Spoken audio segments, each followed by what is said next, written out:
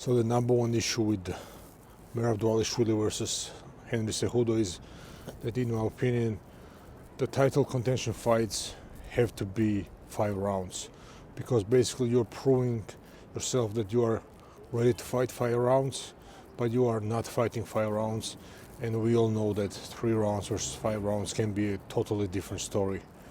There are many main and co-main events which do not have huge title implications like this fight.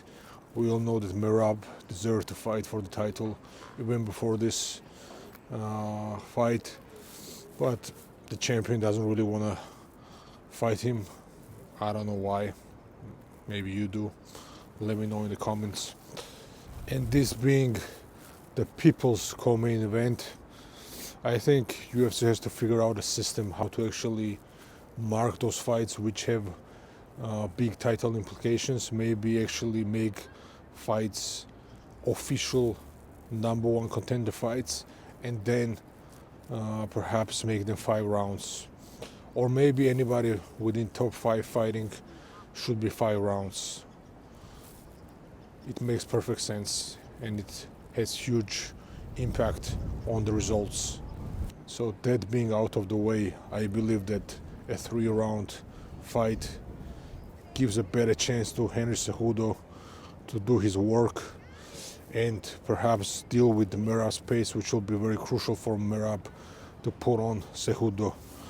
Obviously, we know that Cejudo is a very high-level wrestler, but it's not a wrestling match, and MMA wrestling Merab has perfected along with his pace.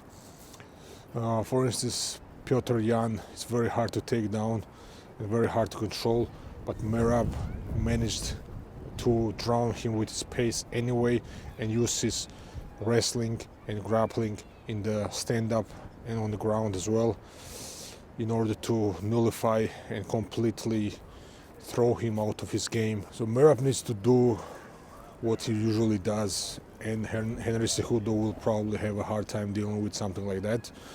But again, 5 rounds would be way more suitable for Merab, and I believe in the 5-round fight he would be a clear favorite. This time around, Cejudo will have to slow down the fight as much as possible and make Merab fight his own fight at his own pace, and that's where he may have a chance. Cejudo is a tactically very brilliant fighter, and he has had a lot of success in the past on capitalizing on small mistakes.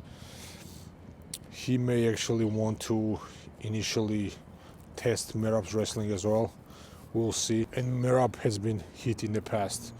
Okay, he's not unhittable. He can be hit, and we all know that Henry Cejudo will be looking for that shot. Merab is a fighter that shines in the octagon because the way he fights can only be really implemented at 100% in the octagon, not in the gym. You cannot fight people for 5 rounds in the gym most of the time.